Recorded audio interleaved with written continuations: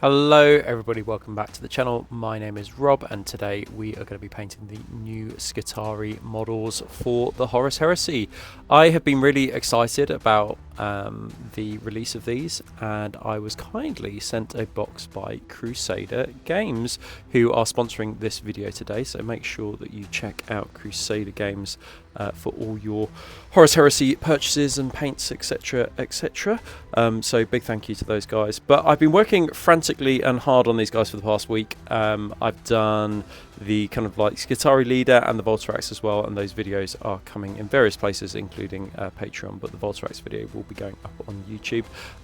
I agonized for a long time over the color scheme, but settled on this kind of like blue-grey for the robes. I did think about making them orange initially to match with my other Mechanicum Force. However, I think that because they are so loyal to the Fabricator General, it was good to do something, you know, something that wasn't kind of like indentured to other kind of like legions. So we are going to start off with Emperor Gold. It's one of the John Blanche paints from the masterclass sets. Not 3 or 4, but it's 1 or 2. I can't remember which one it is off the top of my head, but we are giving these guys a base coat of Emperor Gold, just over a black primer. This is really nice gold for any kind of like Mechanicum that you do. I've also been using this on salamanders as well, and it's just really nice through the airbrush as well. However, what I would say is I think if you do own an airbrush, you've got a choice, which is that you can either do you know, you can do the robes with an airbrush, or you can do the gold in the airbrush. Whichever way you do it, you're going to have to revert to the brush at some point, I think, with these models. Now, what you can see me doing here is actually airbrushing the robe. So I've just done a base coat of Emperor Gold, but with Tanker Grey, which is one of the historical paints from the armypainter. I am airbrushing this on. So I've done a base coat in gold because I think and thought at the time it would speed things up in terms of just base coating, as long as I was careful, just kind of trying to be as accurate as I could just to get the robes. Of course there's going to be overspray, obviously. However, you know, I think it did in the long run actually speed up kind of the gold painting process that I had to revert to with a brush. Of course you could do this the other way around though. You could just do the gold with the airbrush and then hand paint the robes, but I opted for this option just so you can see it. And this is something I've been doing for a little while anyway, which is just like base coating the metallics, doing the armor, and then going back in with a brush just to touch up the metallics. I did that with the Thanatar video, and it made it less painful as well. So as you can see here, the Tanker Grey is just going down over these robes. Make sure to get in all the nooks and crannies. They were really simple models to build, like really straightforward, apart from like the Skitarii leader. That was a little bit of a headache to kind of put together, but the actual Skitarii models just in general were really, really nice to put together. So yeah, and then in terms of this Tanker Grey, I used 2 coats to get a decent coverage over the robes, but we will be shading it as well. So we're going to be shading it with Tyrian Navy, which is kind of, I would describe it as a desaturated blue. You know, it's not particularly kind of vibrant or overwhelming, but perfect as a shade for this Tanker Grey. And what you can see me doing here is just turning the model upside down, I guess, and then just spraying the airbrush into kind of like the nooks and crannies. So we're just creating some really simple highlights here, and shadows, and that's it. That's all you need to do for the robes. That is it. For the infantry, I've tried to keep this as simple as I can. You know, these guys, if you know anything about Horus Heresy, they have a 4-up armor save. And even though they've got 2 wounds, I suspect I'll be taking these off by the handful when it comes to being hit with heavy bolters and autocannons. So, you know, I think that there are points where you can spend a lot of time painting your models. That's absolutely fine, and I've done that for the latest Patreon video where I've done the Skitarii leader, and I've taken him to like the next character level. But for infantry models where you are just taking them off by the fistfuls, I think there's a really good argument just to be like, look, let's just get them done. Let's just give them a decent paint job, but you don't need to spend absolutely ages on them. And that's what I've done with these robes. No edge highlights or anything like that on these robes. You know, I think it would have driven me mad anyway, just because I had to rebase coat all the golds with a brush afterwards. So yeah, but it looks pretty good, and I think like the grey blue that we've got on the robes looks pretty cool, and I think it looks nice for something where you kind of like, look, these guys are loyal to the Fabricator General, so let's just set them apart from any other kind of like Mechanicum scheme I've done before. So as you can see here, I've obviously base coated the Emperor Gold. And what I'm doing here is I'm just going back in with some of the gold, just doing touch-ups here and there. Each model will be slightly different on how much touching up that you need to ultimately do, just because of where the robes sit. But I think in the long run it did speed up the overall process and help me understand kind of like what parts of the model would be, you know, what particular colours as well. I didn't do any kind of like, well, I didn't do too much like silver trim or anything like that, but I do base coat a couple of other bits and pieces silver, just with some shining silver throughout this kind of like base coating process. I think Emperor Gold is a funny one because for me it doesn't sit within like the glorious gold kind of section that I would kind of put ultramarines alongside. It's not like a yellow gold. It's somewhere between like a copper and a gold, which I think as a result is just perfect for the Mechanicum. And you'll see a little bit later we'll add some purples into this after we've done the oil wash, which I think really makes it kind of like this kind of like coppery gold color, which I really like, and I think is perfect for the Mechanicum, as I say, and it's good for trim as well. We'll talk about the verdigris a little bit later and the kind of like colours that you would probably want to use here, but I thought that actually the blues against this this gold worked really, really nicely.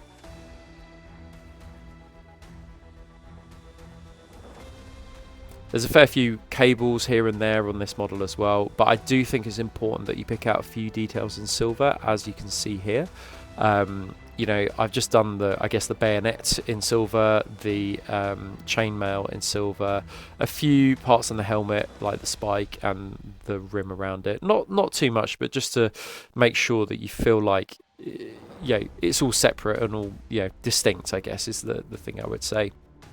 The Thalax and Ursarax on the bases have just been given that same Emperor Gold kind of base, and then picked out a few details with silver as well. So basically what we're doing with the Skitarii is exactly what we're doing with the bases, but you can do something different if you wanted to. I just wanted to keep the colour palette relatively straightforward. In terms of what is next, we're going to be using an oil wash here. Now you'll notice that the models are shiny. That's because I've gloss varnished everything here, ready for this oil wash, just to protect everything, because I'm going to be using cotton wool buds or Q-tips a little bit later, just to kind of for the cleanup. So I want to protect the paint job underneath. But the oil wash that you can see is quite thin, and actually I'm using it rather than a pin wash today. I'm using it as an all-over wash, and that was purposeful because these models are so busy it's actually going to be quite tough just to pin wash them. And then the second reason why, particularly around the garment, the cloth, I just wanted like a really stained look to the cloth. Like the cloth itself is so raggedy and old, like clearly once upon a time it was new, but these guys have been fighting on the wastes of Mars for so long and looking for relics of the age of unification or whatever for the Fabricator General, that I think they don't really care about their robes that much. So I just wanted really, really dirty robes, and an oil wash is a really easy way to kind of like create this look. And it's relatively straightforward. And the fact that we've glossed it just means that we can do a quick and easy cleanup job a little bit later once it's dried. And you can see here that cleanup job right now. I probably left it for, I think, about an hour or two.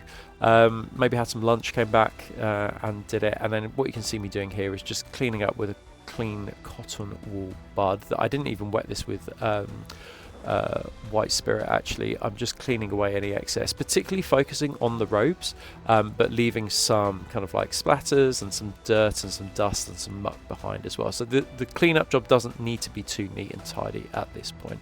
I think that's really important to kind of emphasize. We want a little bit of dirt kind of like less behind in those folds. If you do feel like you need and the oils are kind of like so ingrained on, and you do need some clean white spirit to remove it, that's absolutely fine. But the brown over the tanker grey does create this kind of like quite interesting colour, and the more you wipe away of the oils, the more that original underlying tanker grey will obviously be revealed. So it's just something to bear in mind. So yeah, so we just do a quick clean-up job here with these cotton wool buds or Q-tips, and you can see I'm doing every single one all at the same time. And then after this, and after everything's been cleaned up, we will then matte varnish the models ready for the rest of the steps, right? So we can build upon the foundations that we've created here. So all of this is essentially being given like a wash. If you're somebody who doesn't use oils, you could just give it like a brown wash or a black wash or something like that if you wanted to, but it's going to be harder to remove. That's the benefit of oils, because they stay alive for much longer. Next up, so we're going to add a little bit of luster to these back into the golds, because it's obviously been matted down, which has made it lose a lot of its shine. So a good solution to that is to go back in here and just add some purple tone into the shadows. Now you can thin this if you want to, but obviously if the less you thin it, the stronger the purple tone will be, for obvious reasons. But the good thing about these purple tones, particularly over metallics, is that they are quite satin, and they dry quite satin. So it brings back a little bit of luster to those golds, which is really nice here, considering that we've matted them down. And they've had like an oil wash over the top of them as well. So just adding this purple tone, I think, is good, just to bring back a little bit of luster in, but also just to create various tones within that armor as well. And I just quite like purple with kind of like goldy colors and coppery colors as well. I think it looks really, really nice. Once that has dried, I'm then going to use a very small makeup brush, a very small dry brush here, and I'm going to go in with some Evil Chrome, which is just quite, it's a very desaturated kind of like coppery gold color, I guess, which is one that I use alongside Emperor Gold an awful lot, actually, in terms of like dry brushing. I think that the two match together really nicely. And what you can see me doing here is just giving a bit of an overbrush, a heavy dry brush, basically, just to bring back a little bit of, bring back a little bit of luster. So the combination of this dry brushing combined with the purple tone, hitting particularly the shadows, will just bring back the gold to where we need it to be, and the shine that we want back on it, even though that we've matted it down. And as you can see, this is looking like pretty good, I think, so far, but we want to add some age to it. So we're going to go and use some verdigris, which I've been doing and using a lot of in the past few months. And this is a combination of Viridian Hue and Turquoise Light. Viridian Hue is by Winsor & Newton, and Turquoise Light is by Applung 502. And this is just a combination of the two, like a 50-50 mix between the two. Turquoise Light is very, very, it's not bright, but it's very white, actually, and I didn't think it would be too appropriate to use, considering that it would be similar in tone to the robes. So adding a little bit of Viridian Hue just kind of knocked it back and obviously made it darker and more green. Now, if you want to find out more about kind of verdigris and this process, then I've literally, the last video that I've done has been about Tomb Kings and doing this exact process as well. So if you want to spend a bit more time looking at how to do verdigris, then you can use that video. But this just adds a little bit of age to these models, and kind of fit the aesthetic and vibe of the Age of Darkness. Right, we're going to use a combination of fresh mud and cursed soil, and this is like a 50-50 mix, just mixed up on a dry palette. And then what you can see me doing here is just adding this to the bottom of the robes of the cloth, just to show kind of mud stains from where they've been campaigning, whether it be in the current campaign they're on or in previous campaigns. I want the idea that this is ingrained dirt, and putting this just with a sponge will just create kind of randomness as well. You would use this kind of technique if you're sponge chipping armor, but it works just as well when you want to apply dust and dirt and grime to the bottom of your robes as well. But it's really, really nice. You could do this with a brush, pepper it on with a brush if you wanted to, but yeah, we're doing 16 of these all in one go, and a sponge is just a really, really simple way to go about creating this effect.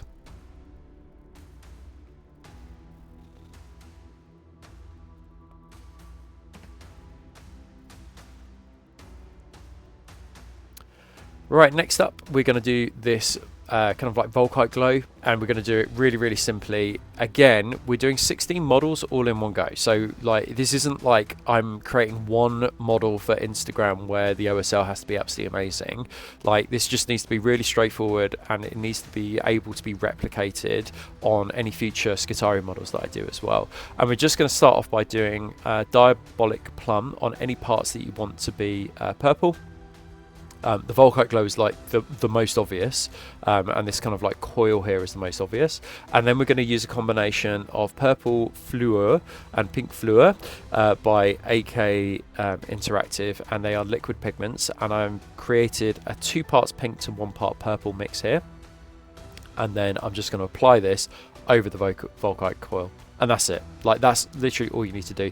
These will dry much lighter, but because of the nature of them and because of the fact they're in a liquid, they'll just seep into the recesses, and like, they are perfect for any kind of like OSL coil that you're trying to achieve, and you just want a really quick and easy and simple and intense look to it as well. Next up, we're going to use Warrior Skin to do the bare heads of the Skitarii. This is just really straightforward. Again, like, I've got 6 heads to do here. All these models are like tabletop standard. Like, there's nothing about this which is particularly complicated. You know, I just want this really, really straightforward. So I've just painted the head. I think it was like an off-white, something like a pale sand, an ivory, a white. It actually doesn't matter as long as it's a light base coat. Like, don't worry about too much about what it is. Just grab what you've got that's kind of like next to ivory, next to a very, very pale skin tone, and then you're going to thin some Warrior Skin down, adding a little bit of speed paint medium into it, and then we're just going to apply this over the face. We'll leave that to dry, and then we're going to apply some purples into that tone as well. So just a little drop of purple in there.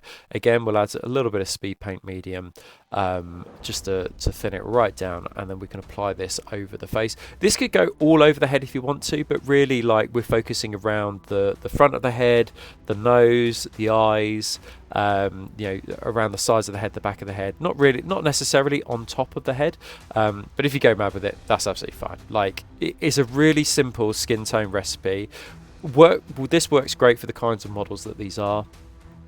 But also, like, if you're doing like Necromunda or something like that, again, like, it's just an unhealthy pallor to the faces. Now, you could go for something more Borg-like, I guess, if you're into Star Trek, but I just quite like this, considering that we've used purple tones within the armor as well, and I just wanted a relatively simple and straightforward color palette on these.